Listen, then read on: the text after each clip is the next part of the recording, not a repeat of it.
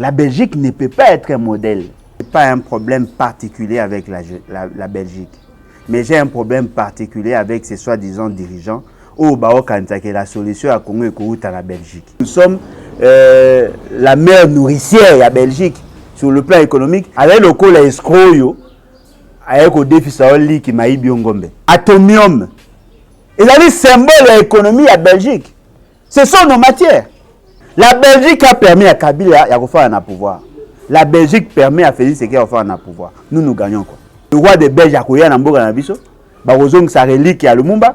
Bakolinga la Belgique est enterrée. Ce qui veut dire que tu peux si droit na muto abomaki Lumumba. Aya ko sa bobsek. C'est le neveu ya muto abomaki Lumumba. Ndako yao. Les décors et la tricherie ils ont déjà planté. Monsieur Félix Sekei a zaï le quoi à trop bien le quoi à Titengesana. Asa sala théâtre na déjà bandakala. Denis Kadi Matoba na bino ke alali mutu moko moralité douteuse bochaki tembe. Et là Liboso il a tenté de corrompre.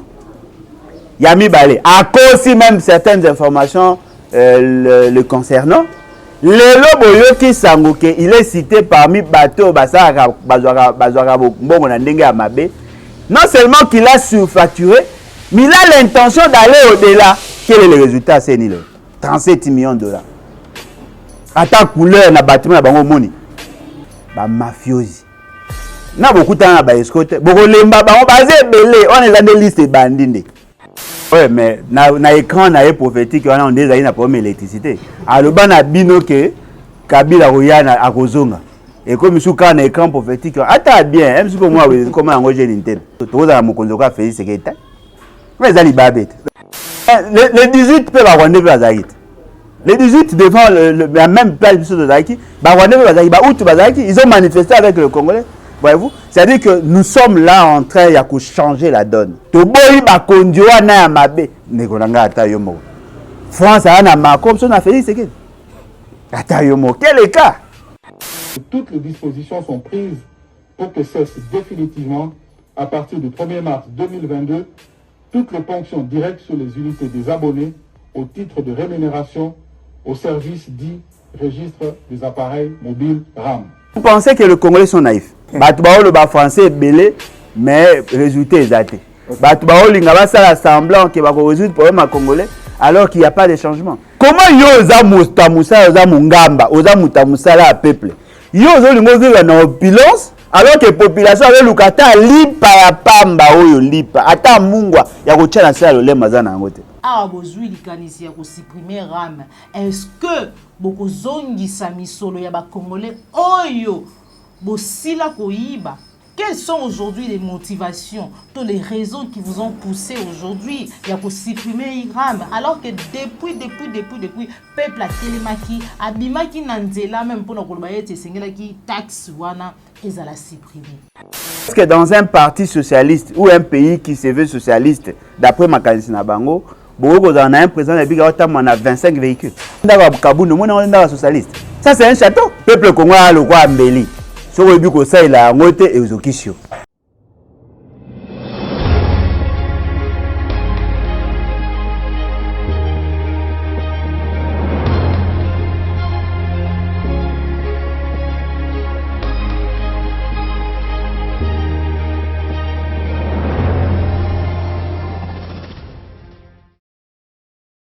Esengo ya koe ba ete bozali belé bandeko balandi ya Plus Clair Télévision, la chaîne qui vous informe en temps réel, la chaîne de vérité Mbote na bino. Merci pour la confiance que vous allez renouveler chaque jour na kati ya la chaîne de vérité.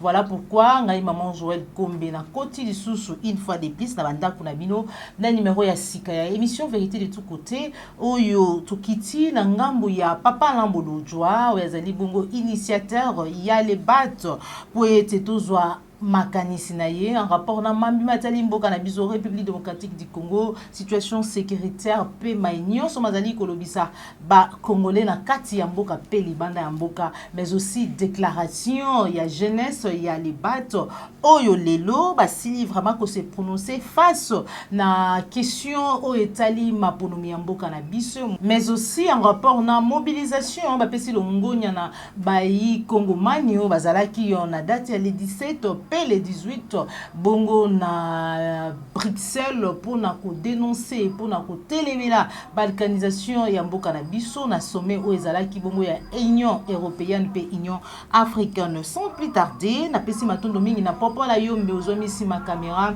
Merci à Nadako Swazali pour assurer montage. Merci na Joël Gonago, chasseur d'images, na bosanité cordon opi mafuku. Tout l'andamon na mboka Alain Bolodjoa, to yebi ete roi ya Belgique, to pe roi belge akoya awa déjà à partir ya mois prochain na Ngomba Kinshasa, to kozwa réaction ya mona mboka Alain Bolodjoa yambi yango ndenge nini, to kozwa réaction na ye en rapport na mami matali maponomi. To yokaki gouvernement, to pe denika dimakoye bisabiso ete ni solo ezali poète maponomi koka bongo ko salema bien qu'à présenter qui biso feuille de route maenyo so ba kokoso o ezali poète maponomi koka vraiment ko sala mamekasi kondongwana o ezali entre ye na Nicolas Kazadu ezali ministre ya finance to kozwa e ya nona kati ya émission na biso mukolo mwa lelo to kozwa ya no ya mwana mboka Alain Bolodjoa pe en rapport na mambi matali écran prophétique.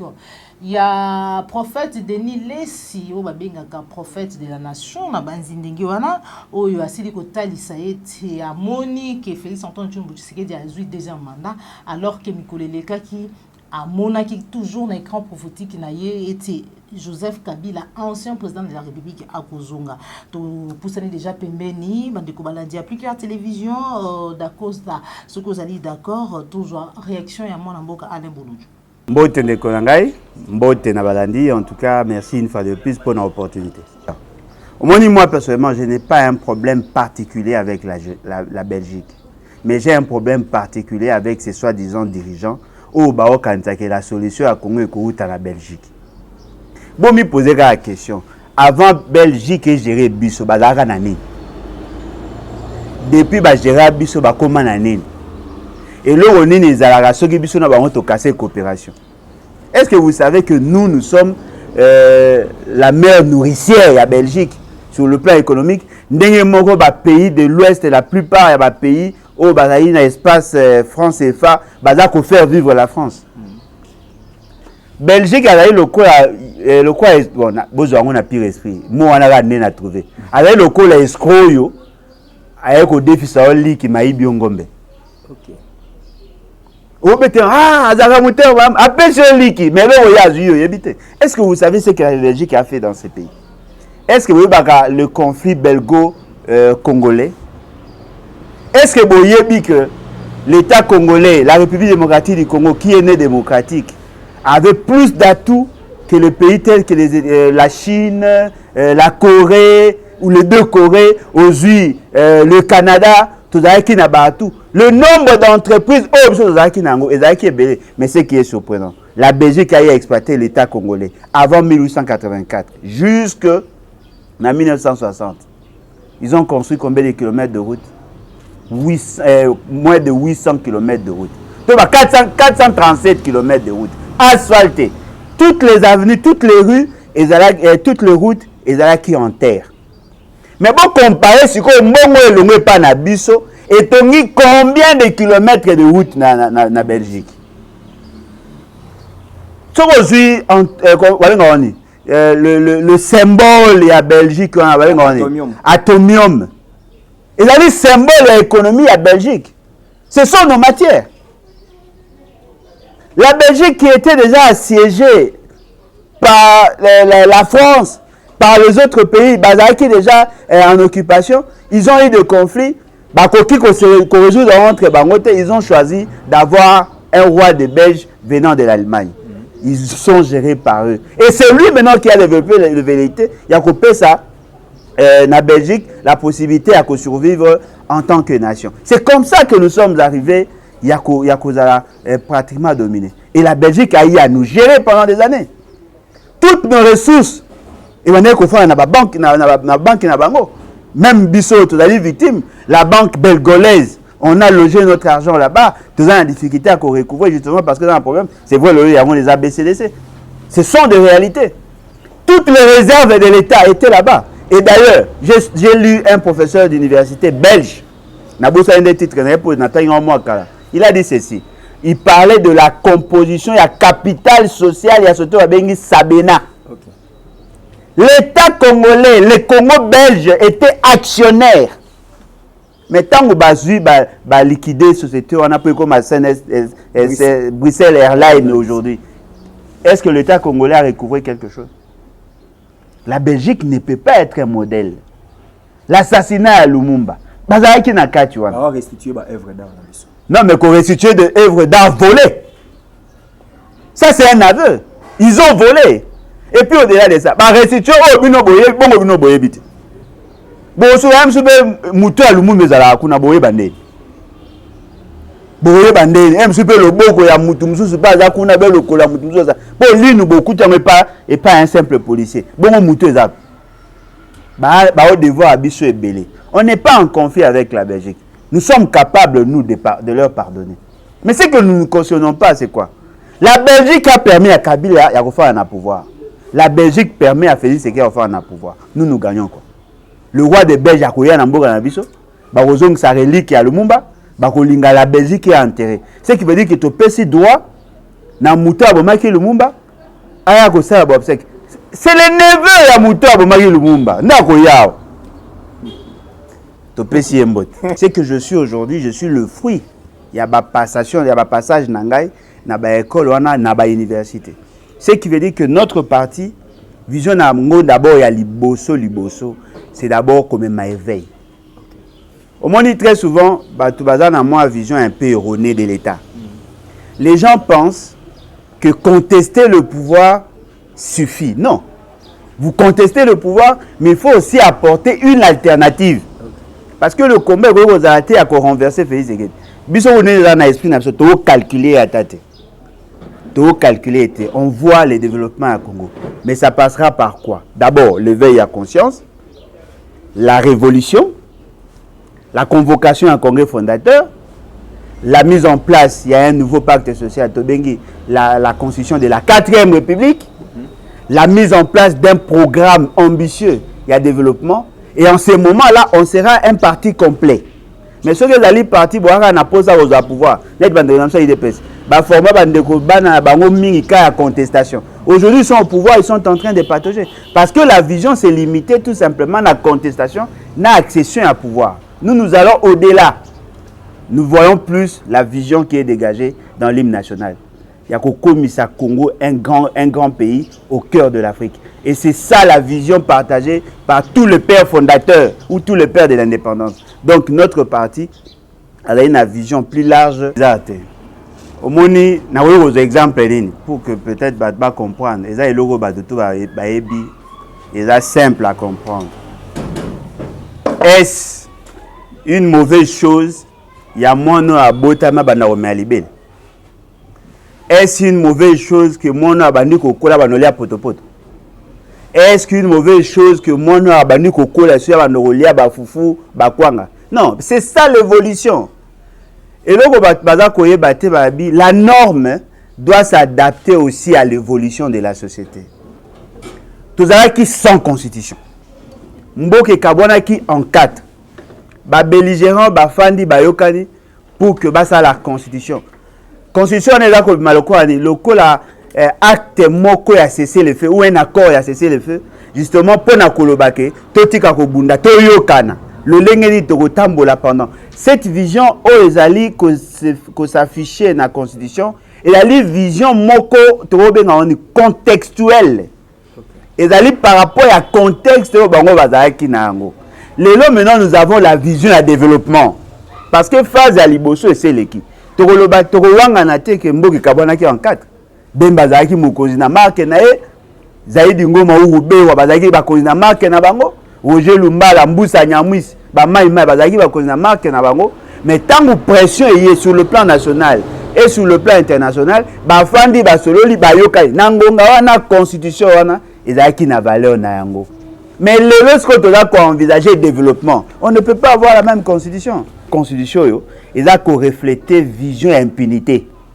constitution ils ali pacte ya bateau ba boma le faut dans la constitution que même bango ba ko samba parce que ils ali le quoi chèque en blanc bemba ubewa bango tout ba sala ba rébellion ne peuvent jamais être inquiétés à partir de la constitution parce que baza ko la population to bundaki toyokani bobetela biso maboko. Ah non, il faut que cette fois-ci tout dans la conscience à plus stable ou qu'on reflète vision à changement. Et là quand liboso par exemple baboya qui ko reconnaître double nationalité pour baza ko banga noki ba rwandais ba kozwa la nationalité na biso. Nous disons, nous accordons, nous reconnaissons la double nationalité, ma condition aux ala d'abord congolais d'origine.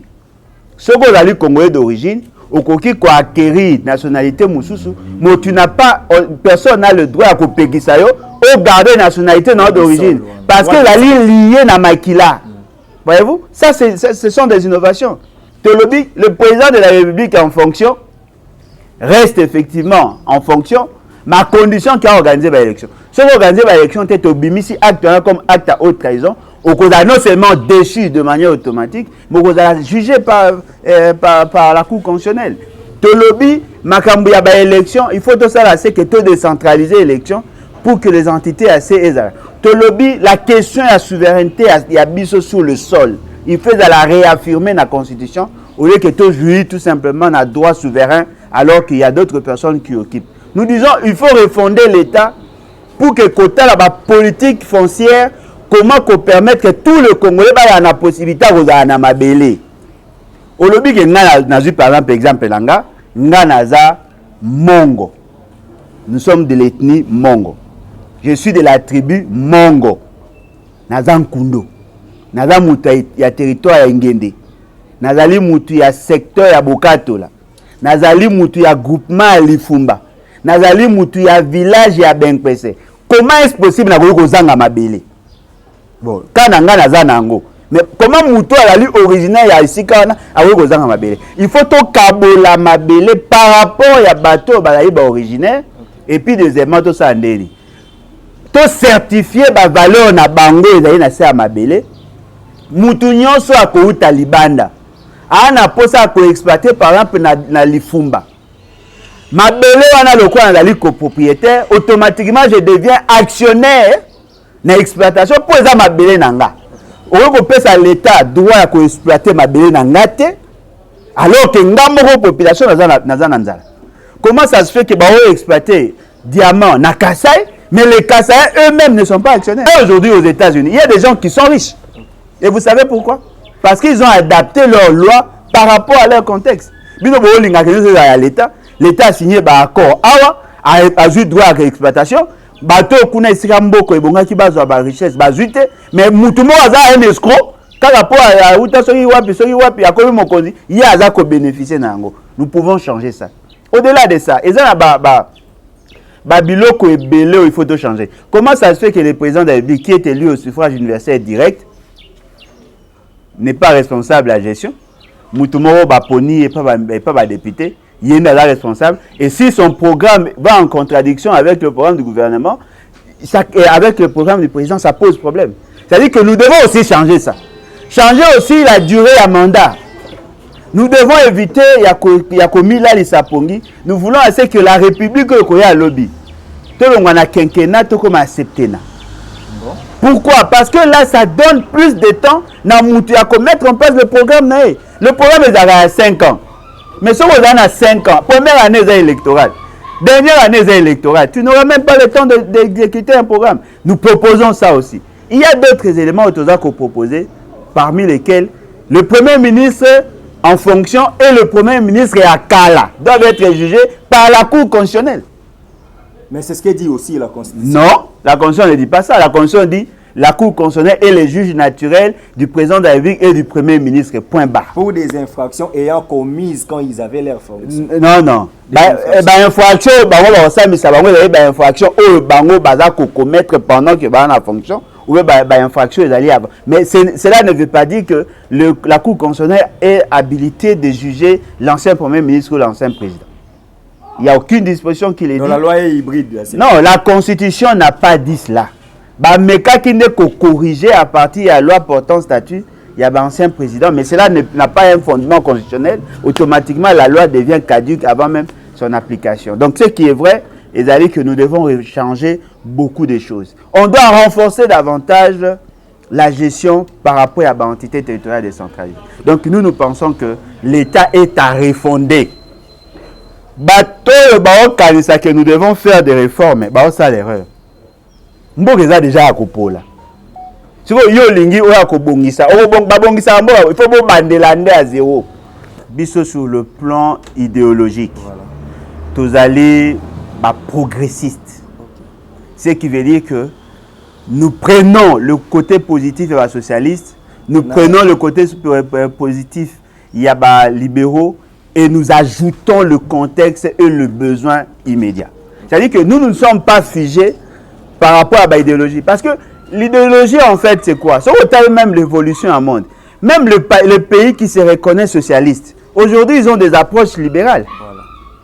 Est-ce qu'il y a parti de quoi IDPS, PPRD, PALU, socialiste? Est-ce que dans un parti socialiste ou un pays qui se veut socialiste, d'après Makanisi Nabango, on a un président de a 25 véhicules? Le socialisme veut dire quoi? On réduit les dépenses et le fonctionnement de l'État en faveur de la population. Ce n'est pas le cas. Voyez-vous? Donc nous devons être progressistes. Mais pas dans l'absolu. Okay. Parce que le progressisme, même la promotion de l'homosexualité, il y a nous sommes progressistes et dans une faible mesure conservateur, il y a ma valeur cardinale. Okay. Ce qui veut dire que sur le plan doctrinal, nous fondons notre vision sur des valeurs républicaines. Des valeurs partagées par toutes les nations, en préservant aussi les valeurs traditionnelles nabiso. Voyez-vous? Bilo rebelle toza ko imité par mimétisme. Et ça ko fragiliser l'État. Bota l'ondé l'État un peu comme. Batu ba le ba français belé mais résultat exact. Batu ba linga ba sala semblant que ba ko résoudre problème à congolais alors qu'il n'y a pas de changement. Comment peut-on expliquer? Na la présidence de la République ba somba ki mituka na avant pour tango ki na dossier il y a un programme à 100 jours. Nani muima soki muima akenda ko muima akenda ko dédouaner ba mituka oya sombaka nda lobi ke batindela mbonga ya 1,800,000. Muima lobaka on a 2020. Mais le résultat surprenant en 2021 ba sombi sou mituka plus de 50 et quelques millions de dollars et bimi. Comment yo za mustamusa za mungamba oza mutamusa la peuple. Yo zo lingo na opulence alors que la population avait le kata lipa ya pamba oyo lipa ata mungwa ya kochana sa le mazana ngote. Bomona cortège a Félix Tshisekedi. Ça c'est un parti socialiste. Yo so moi un parti socialiste mutazu bokozi ba longole azongi asisi on a ndaba kabundu on a ndaba socialiste. Ça c'est un château. Vous pensez que les Congolais sont naïfs. Vous pensez que les Congolais ne sont pas actifs. Ils sont forts, ils sont actifs, mais ils ne sont pas encadrés. L'économie se vit dans la systématisation. Tout le monde est tiré de zabo. Ngana mona muta fungoli boutique. Ana posa fungola boutique. Ennemi na ya liboso c'est l'État. L'État ya kangi. Il faut foutre environnement. Il faut foutre abo. Mais muta là on a boutique na aoba na au commerce et là même pas dans répertoire, il y a nomenclature, il y a entreprise de l'État. Alors il y a une nano entreprise. Boza ko asphyxier na ba taxe. Bozo décourager ba tout. Nana mona teke na Congolais la mukara tonga zonga apokwa mais ba ofuta $50. Nana mona teke jeune Congolais akenda ko louer ko zo moto asala ka transport bakanga ta 13 fois par jour. Dites-moi, vous voulez me dire que la population congolaise ne travaille pas? La population congolaise travaille mais travaille pas assez parce que la structure n'est pas adaptée. Zoa Congolais a anakin. Mais maïna namboka neti ba poto. Même Congolais, mais na poto il travaille. Pourquoi? Son travail est considéré. Ah, combien de bateaux yo mona na teke mutu ba bengi ah to un exemple ni. Ah rosa musale pa mutu. Abandaka musala na 7h, asisa musala soki mokonza linga libéré. Akokoma 20h 21h. Mutu osala 10h 15h 20h du temps na musala. Mais ba ofuta $5. Ne me dites pas que cette population n'est pas active. La population est active, mais les structures ne suivent pas. La loi vous dit, et peki sami ko futa mutu na se à $100. L'État est moko Félix Tshisekedi na loja. Azo bana mama moko ba alo banae na yebi ke ba futa mbaye na bino mabe mama ba ki ba futa mbaye na 160 000. 160 000 équivaut à $80. les SMIC voudraient que vous foutez à Congolais par jour $5. Ce qu'on multiplie le nombre de jours, ça a 30 jours. En principe, il y a sous cas $150. Il y a mon l'État. Azak on reconnaît qu'il y a foutu à Moutou 4. Vous voulez me dire que le Congolais ne travaille pas? Bima na balabala, chaleur. Avant, on met à Makolo, à 17 à 30 km par jour, pour avoir 5000 fois. Bon, ça m'a été prendre Azak Moussala, Azak Moussala. A la capacité à ça, mais la structure des athées. Mukolo boza mokonza malonga bo constater. Bo mona ke peuple congolais avant de boya ozonga na ndako. Yebisaka congolais qui na no futaka $5 par heure. Okomona banda una biso tout etika vite. Ntozata. Mais kaka kalobaka ke non congolais o azana posa musala to futa $5 par heure. À ta église. Attends, même parler de la nation, il vous a vidé. Tout le monde ira travailler. Et l'autre, ils a livré. Peuple congolais, le roi Mbeli. Ce qu'on a vu que ça, il a ngote et aux okisio. Ce qu'on a vu que ça, il a ngote et ça, le roi Mounen. Ah, le roi marteau. Ce qu'on a vu que bêta est bien, à côté ça, c'était normal. Ce qu'on a vu que c'était côté ngama. Boye bako utiliser peuple congolais, boko mona ke mboko eko za bien. Les élections ils sont à la présidentielle. Bo ça l'erreur était à kokanisa que ba élection à ma bezaka ya présidentielle, il y a 16 ans dans le problème d'ata ba tricher. Non. Nous avons opté pour la démocratie à la base. Est-ce que vous savez que le bourgmestre doit être élu? Ouais. Même les conseillers communaux. Si le bourgmestre a élu, il a nommé. Ce qui veut dire que le bourgmestre a l'allégeance na muto a nommé. Automatiquement nos communes ils ont la difficulté ma cache. Batu ba sekara bataki sensot. Batu ba sekara batu ya nani comment il y a ba maluku. D'ailleurs écoute na maluku lolo l'insécurité za makasi sous kolega kulu na ba quartier belé batu ba kota souté. Vous savez pourquoi la gestion na ba commune za mabe? C'est justement parce que bateau bazawana ba militants ba partis politiques, ils ne sont pas au service de la nation. Ce qui veut dire que toutes les élections sont importantes. Mais et là, on va ça appeler c'est-à-dire que les décors et la tricherie, ils ont déjà planté. Monsieur Félix Sekeli a d'ailleurs le coup à trop bien, le coup à Chitengesana. Assez à ça la théâtre naïe déjà bandakala. Assez à ça la montagne, metteur en scène à Sisi Moussa naïe Maramutu et c'est Sili. Ane na place quoi tchango na ba lecteur a signé a fini à plein. Bilo bo mo na rediffuser bo boulé les ali film à sika et comme le cas ba faux direct. Il a déjà planté les décors, il y a tricherie. Ma belle a bango ce que les années. Bah siko appelé à construire un mensonge qui sera consommé par tout le monde. Bah ebisi bino nanga mabe ba tie Denis Kadima. Denis Kadima to ba na bino ke alali mutu moko moralité douteuse bochaki tembe. Et là liboso il a tenté de corrompre. Yami Balé à cause même certaines informations le concernant. Lelo boyoki sangoke il est cité parmi bateau basaka bazwaka bongo na ndenge ya mabe.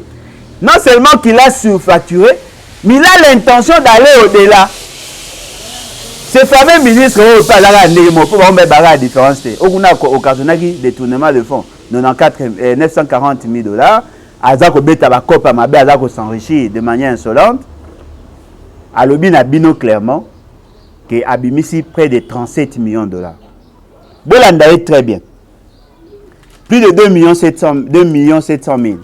Ils allaient qui pour l'installation, il y a bateau qui promu, qui combien 15. Okay. Après ça qui Mbongo en 2012 par rapport il y a fonctionnement. Avec au PSA sous Mbongo, il y a fonctionnement en 2021 na décembre, après si na janvier na 2022, après si sous na 2022 na mois de février. L'enveloppe globale est sali 37 millions $. 10 millions ezaki pona kofuta personnel banyungu na bango ya kala. 2 millions 700 000 pour l'installation. Bo poser ce question bongo etika ezaki ya nini. Na kati ya mbongo wana. Ezaki mbongo ya ba opération na kati wana na mbongo ya fonctionnement. Lui-même vous a dit. Ce qui veut dire quoi? Ce qui veut dire que balaki de la intention à connu. Comment peut-on expliquer ba pesibino 2 700 000 pour la fonction, l'installation d'Abino. Et vous voulez encore qu'on vous donne 1 600 000 pour acheter les véhicules. Mais le fonctionnement et l'installation, c'est pourquoi? C'est justement pour la ressource, notamment le véhicule. Le fonctionnement, il allait pour nous permettre de recevoir le carburant et autres. Comment doit-on vous donner autant d'argent en peu de temps? Quel est le résultat? C'est 37 millions de dollars. À ta couleur, na bâtiment, na bango moni. Non, yebisanga, au moins, il y a pas de salité. Au yebi que la salité. Bâtiment, va entretenir. Bon, on va peser qui a fonctionnement. En principe, il faut nous attaquer bureau propre. Bien, boye bate. Ba mafiosi. Na beaucoup de temps, ba escote. Beaucoup lemba, ba on basé belé. On est dans des listes bandines. Voilà, bandeko balandi, wana ezali réaction ya papa ne bolojwa en rapport na Mambi Matali kondongwa na o ezali entre Denis Kadima na Nicolas Kazadi to baete Mai Matali maponomi mekasi maman Joël Kombe na kitaki na terrain to tozwa réaction ya bana mboka en rapport na Mai Mazali kolekana entre Denis Kadima na Nicolas Kazadi si Mai Matali maponomi natiki bino bolanda peuple to pe population na ngambu ya Changu Mai Mazali ko kanisa. On se retrouve tout à l'heure. Côté maman journaliste Joël Kombe. Voilà. Au ko analyser yango ndenge nini Mai Mazali kolekana entre Nicolas Kazadi na Denis Kadima oyo bino na ngambo ya lamuka utakala bo décriaki pe basango balobaki ete azalaki bongo vraiment mutu ayaki na nzela ya fraude mais kasi lelo tokoyoka lobi ete kinongonga o bapesi na misolo te pona Mai Matali maponomi alors que lobi balobaki na biso ete déjà bazali na misolo pona kosala maponomi. Merci maman. Pour la question, il y a M. Kazadi na Kadima. Donc Kazadi, Kadima, les oiseaux de même plumage. Biso peuple congolais te le voyez que bande que vous autres biso na poulaille, na poulailler. Hein? Bazali bande ko bakobe biso ba soso. Mutandimila ki bisote. Les 6 confessions religieuses, les 6 commerçants, confessions religieuses. Balobi, la voix du peuple, c'est la voix des pasteurs. Biso to koloba na place à la population, mais nzambe te mta koloba na place à la population. Alors, produit bango ba pesi biso. D'abord, Kabila pesi biso un mauvais produit. Nanzela Félix. Le pays au moko journaliste ozo mona ngengeza. Ba pasteur ba vanda te na ba kimbangisto yo. Bazui mutu oyo produit oyo. Ya mabe Bacheli biso na tête du pays, na tête ya Seni, Ozali institution, Ozali à l'appui, il y a institution, Bacheli biso ye, quelqu'un qui n'est pas crédible, Oyo la vérité, le lot à moi qui est top Congo n'est maman journaliste au lobby. À lobby on a ça d'un côté, à lobby on ouvertement, à lobby gouvernement, après ça il y a taillé le côté. Et Kazadi a répliqué à lobby non. Plus de 30 millions déjà et ça maboko ya Messi Oyo alekina top Congo commenter le peuple congolais. Ce que biso maloba mi balé otokoloba nan. Nde biso to conclure boy. Les deux kaka baza batu fo bazala libanda. Tozina mo konzela bango zo tchabango de mauvais produits là, to tchabango libanda. Parce que ce to continuer avec les gens ici. Parce que c'est la faillite là na posa ba élection té. Et ces gens ici na maloba mi balé oyo. Est-ce que va remettre ma population d'élection? Si on va mettre la population d'élection, il y aura quelle sorte des élections? C'est-à-dire que vous avez des élections moko kaka ndenge ezalaki na 2006, 2011, 2018. Donc peuple congolais na maloba oyo, préparons-nous à la révolution congolaise pour nous bengana batu ya lolenge ya boy. Matondo mingi papa Océan ndeko Rizimbo tenayo. Oui, bonjour ndeko journaliste. Réaction na yo en rapport na Mai Mazali koleka entre Denis Kadima na Nicolas Kazadi to ki Kadima lobi ete kinongonga o nano azui penza misolo te pona bobongisi ya maponomi mais kasi Nicolas Kazadi atalisi ete déjà asila kokwa plus déjà les 30 millions ezali na maboko na ye okoyamba yango ndenge ni Il chef faisait quoi? Vaut mieux la faire d'une chose que son commencement. La Kazadi Peter Kazadi. Oui voilà Nicolas. Biango ka ba ni ozo ba kombo ya bakana ba Nicolas ke I ka Kazadi ke a ka Kabundi ke a ka Kabuya natambola. Donc bato yo tango balingi babandi déjà lokuta boye. Belection ton tokende ozalandeni kaka ba bando memango boye.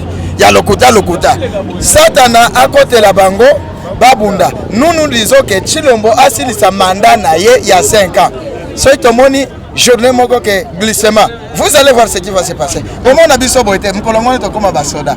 Merci beaucoup. Mais kasi oko yamba ndenge nini matali maponomi na moni ete bino na ngambo ya lamuka bolobi glissement te maponomi na 2023 mais kasi denika di malobi ete azwi misolo te pona bobongisi ya maponomi mais oyo azali ministre ya finance Nicolas Kazadi ye asili kotalisa ete basila kopesa ye misolo. Est-ce que na la lire ouvrons les choses maponomi ko ça les mapo ete glissement ezalate maponomi mama esalama te bango kuna na ngambu ya idepass wana na yebisa bango basalaka bango balobaka biso tozana visionnaire na biso visionnaire wana oye vision bango bamonaka soki vision ya kindoki soki vision ya busolo ya nzambe na yebite nalobaka nini nalobaka bino bozo sala union salité onga nalobaka mama bozo tuna ngai na soso ngali susu na bango nalobaka union salité wana basali bakosala eloko moko te wana union salité ezobaluka union salité wana ezobaluka tata za muyibi bana pe bakosala banani bamiyibi kuna na union salité ata bakena biro memi biro ngo bakeko salango kuna bayebisi bango bobimisa musolo obo sali na biro wana to sali lelikam mutu oba tiaka ya liboso akolo ngana moni na ngam musolo teme musolo ezalaki kuna babendi musolo na bango ale babombi ye tata kokanga nani tata za mujibi tango yo kanga mwana tango okokanga ya kolo bani tata yo mutu lakisanga nzela ote yo za mujibi yango wana ngapere sali nini na yibi etani lungondo za wapi Samba Rukondo za wapi bango nyonso bazaba miyibi ata iloko moko bakosala ezate biso toboya kakadi mana mopanzi ya lamuka toboya kakadi n'election tokokende Martin Fayulu biso moko peuple tokotia mbongo tokoleka na élection tokoleka na élection basimba nzela bakende soki bakete eloko etikali ale tokoleka na révolution baoye bake kuna na poto afa bake na poto babelisi makambo bakoko basalaka bango bayebaka yango te balalaka te balala balota ndoto tongo daniale babengani bango biso toza bato akosakana te kongo eza ya biso kongo eza ya bango te kongo eza nda ya peuple kongo eza ya président te ya député te ya ministre te kongo eza ya peuple congolais. Merci beaucoup maman. Maman journaliste. Merci beaucoup. Bokano bolojwa tozwa pe yanunaye en rapport na matali écran prophétique oyo pasteur topé prophète Denis Lesi asili komona ete Félix Antoine Tshilombo Tshisekedi akozwa deuxième mandat pour na bokambi mboka na biso papa na bolojwa makanisi na yo. Ouais, mais na écran na prophétique on a déjà une problème électricité. Aloba na bino ke Kabila Royana akozonga. Et comme sous quand écran prophétique ata bien même si pour moi comment engager l'interne na zalanga temps kondima batante na mona banga loka ba sai ba esobe na landa banga pona seka andima ba honte Dieu créateur a ébi que dosaki masumu a obligé biso Félix Tshisekedi pour to ka soni to prendre conscience soki nzambe wana ayoki lo samona biso to sambeli to sambela nzambe limisa biso tozali bato ya masumu limisa biso soki ayoki kolimbisa biso tokozala mokonzi okoya Félix Tshisekedi mais eza libabe te la punition koza ndeko na ngai yo yebi Félix Tshisekedi pays mpena nde tofandi bo tokozala président okoya Félix Tshisekedi mais ezalaki il faut vraiment koféliciter bandeko na biso oyo base mobilisaki jeudi le 17 bazalaki ebele omoni ndenge biso tolobaka mpe ndenge bajeune na biso balobaki une population consciente elle est déterminée, elle est plus redoutable qu'une bombe atomique.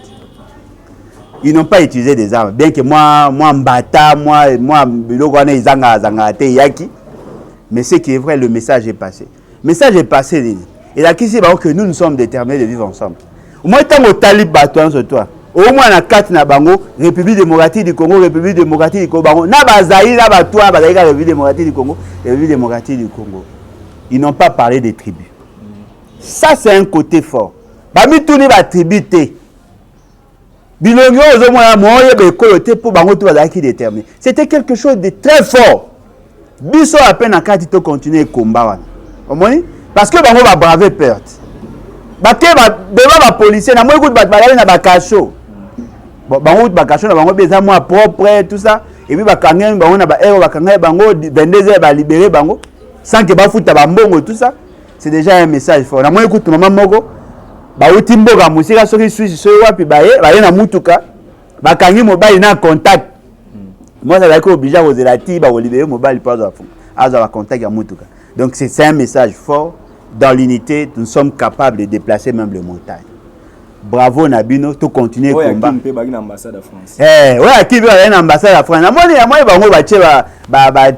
C'est bien, c'est un message fort.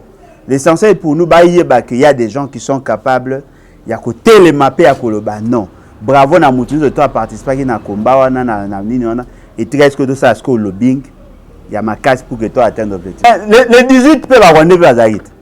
Les 18 devant la même place de Zaki, ils ont manifesté avec le Congolais. Voyez-vous? C'est-à-dire que nous sommes là en train de changer la donne. La communauté internationale ou les Européens, nous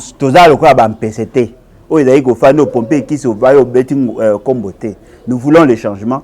Nous pouvons vivre en paix avec eux. Ma condition, respecter. France a un marque comme ça, on a fait ce que. Attends, quel est le cas? Il y a beau adhérer, ils ont parti Nabino, ils ont parti à la révolutionnaire. Voyez-vous? La révolution veut dire tout à la nyoso. Oh, résistants. Nous ne sommes pas des résistants, nous sommes des révolutionnaires. Résister, ils ont malheureusement mouton à Lingui, ils ont résisté pour survivre. Tu dois pour changer ma cam. Moi, je me dis que tellement que baza ko attaquer mingi, alors ça le faut à vivre, à survivre. Non, tu dois ko encaisser te. Tu ko pesa pe ma kofi pour que ma ambe changer. Nous sommes des révolutionnaires. Boya. Parce que au-delà il y a résistance, il y a la révolution. Au-delà de la révolution, il y a les changements. Ceux qui le bateau balingi to garder position, posture, il y a ba résistant. Tu vas combattre les bateaux à pouvoir. Mais jour ni tu vas changer ma cam. Pour changer ma cam, il faut appeler au pouvoir. Voyez-vous? Tu as ta société civile, tu as ta mouvement citoyen. Nous sommes politiques. Mais tu as ma politique autrement en bien. Et on te dit gouverner autrement en bien. Boya quoi adhérer, plus 243, 81, 250, 28, 51. Jeunes basés belé. Tu as formé bango.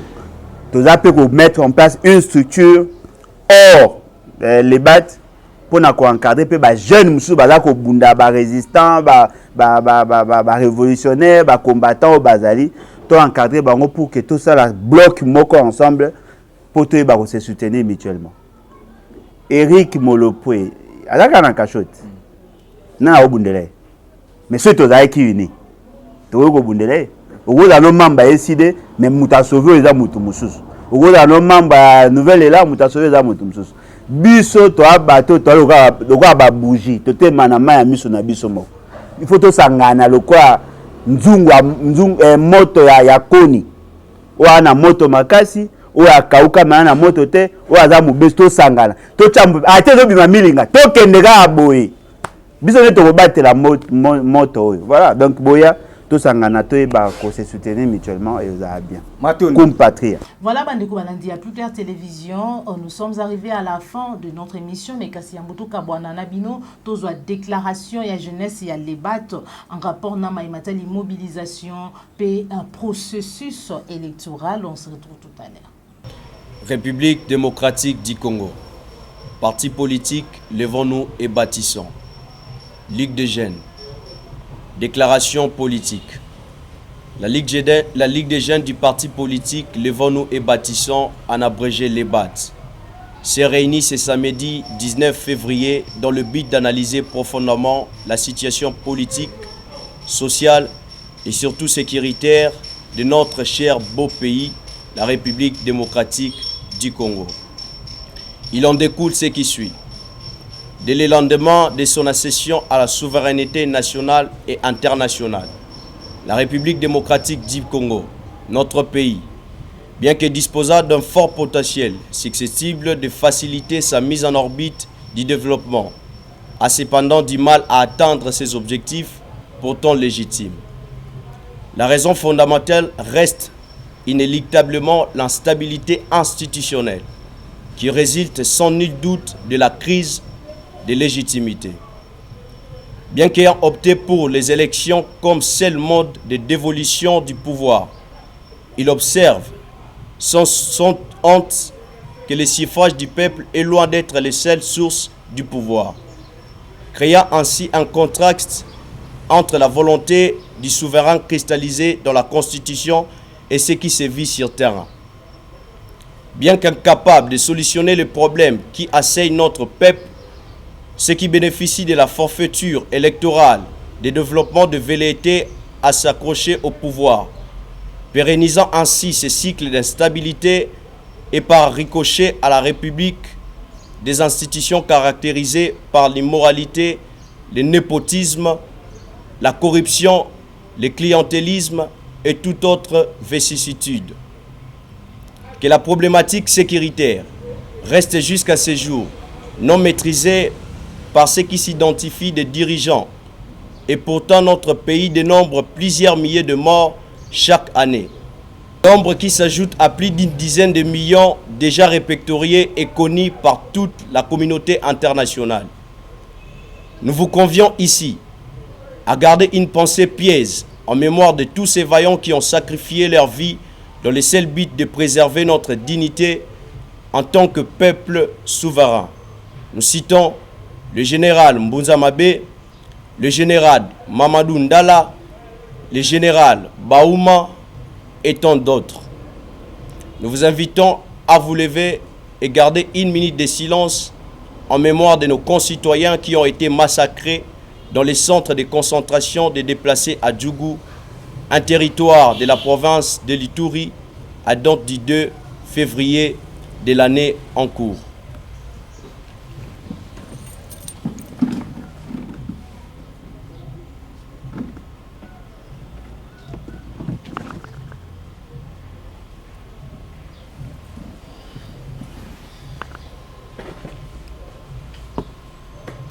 La situation sociale de notre peuple ne fait que se dégrader au jour le jour, faute de bonnes politiques publiques susceptibles de booster l'économie et permettant à briser le cercle vicieux de la pauvreté. Plus de 70% de la population vit aujourd'hui à des seuils de pauvreté et c'est là occulte d'ailleurs la vraie réalité de cette population qui manque de tout. L'eau, l'électricité, l'accès à la santé, à l'éducation de qualité, à l'information, la communication, à l'emploi, la liste n'est pas exhaustive. C'est pourquoi nous convions à cet effet toute la jeunesse congolaise à prendre conscience de toutes ces réalités qui semblent surplomber toute ambition de garantir un avenir radié à notre pays. Qui dit avenir, dit jeunesse. Point n'est besoin de rappeler ainsi que l'histoire de notre pays a été écrite avec le sang de la jeunesse. C'est nous, jeunes, qui avions assiégé le riz le 4 janvier 1959 pour que nous accédions à la souveraineté nationale et internationale. C'est encore nous qui combattons au front dans la seule but de préserver l'intégrité territoriale et surtout notre dignité en tant que peuple souverain. Nous vous invitons à cet effet de vous réarmer mentalement et de vous lever en vue de réinventer l'avenir. Ainsi pour tordre le cou à cette opinion qui nous qualifie de génération sacrifiée. Il est temps que nous nous levions pour enclencher l'article 64 de la Constitution de 2006 tel que révisé à ce jour. Cet article dont les dispositions pertinentes mettent en exergue notre responsabilité à orienter les actions publiques pour l'intérêt du plus grand nombre. Chers concitoyens, jeunes, nous devons nous interdire d'être servis de marchepied.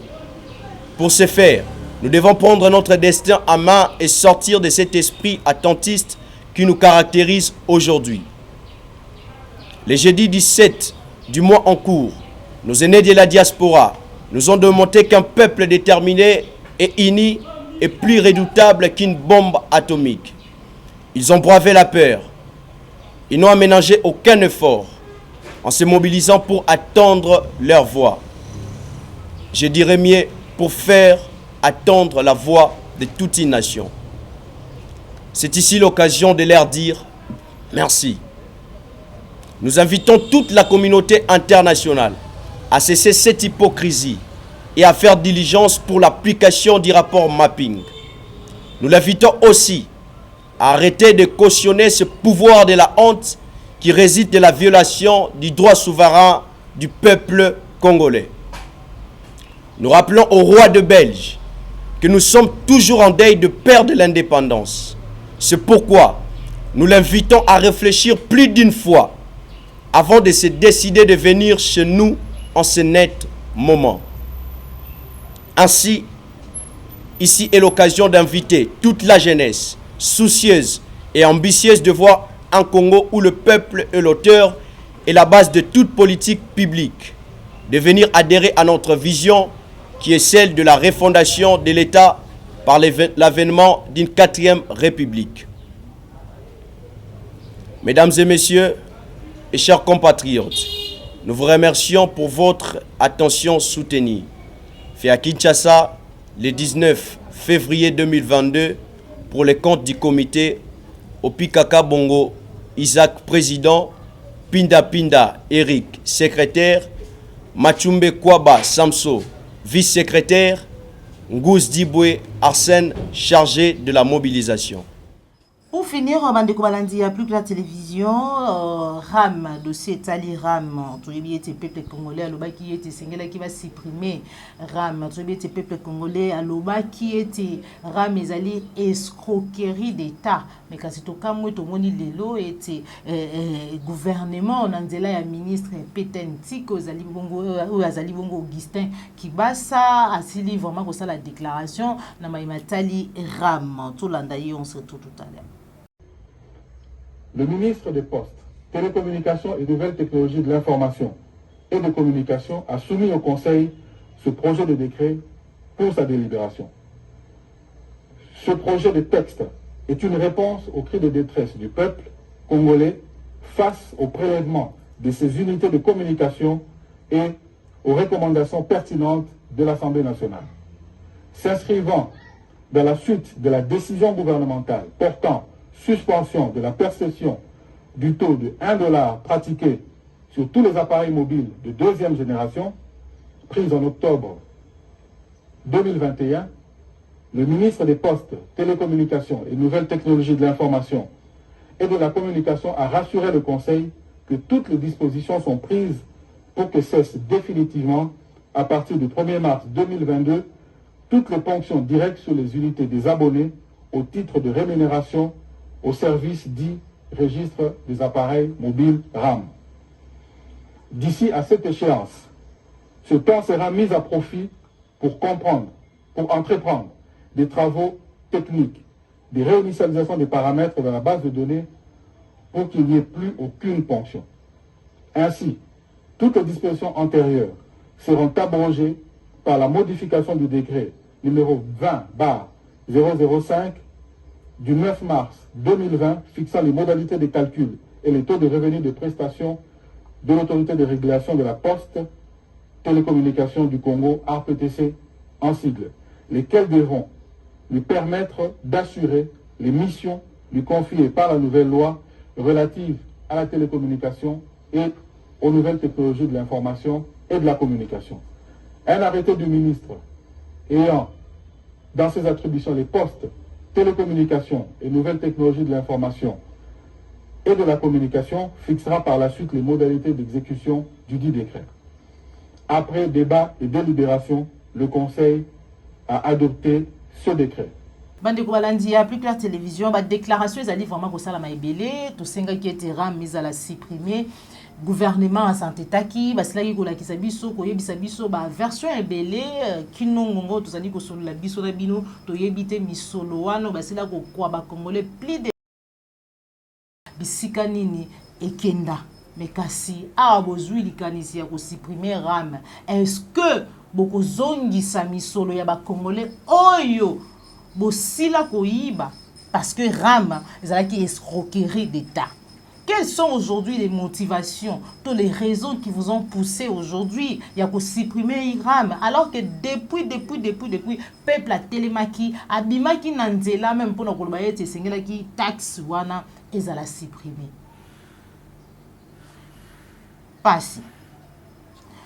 Comme dans émission na biso bande ko balandi plus clair télévision ezala ki bongo différentes questions d'actualité to yamba ki pona bino mwana mboka Lambolo Joa oyazali initiateur ya les bateaux boyoki réaction na ye en rapport na boyei ya roi ya Belgique na kati ya mboka na biso position na ye boyoki réaction na ye en rapport na mami matali ma ponomi position idéologie ya les bateaux to lanti yango boyoki lo lenge nini jeunesse ya les bateaux basili ko se prononcer quant à mami matali ma ponomi pe ba mobilisation ezali ko sala na kati ya mboka na biso nde tokutali bongo mbala ya sima soki nkolo abateli biso osepela ki na émission like pe partager ezali mbala liboso landa biso ko bosala te ko s'abonner na kati ya Plus Clair Télévision, la chaîne de vérité, la chaîne qui vous informe en temps réel. Merci na Christian Bopati les référendums, merci na Jean Baby West, merci na papa la Biaï motema madame Ereti Biaï, merci na papa Alphonse Sala, papa Lorambo, papa Laurent Bongonda,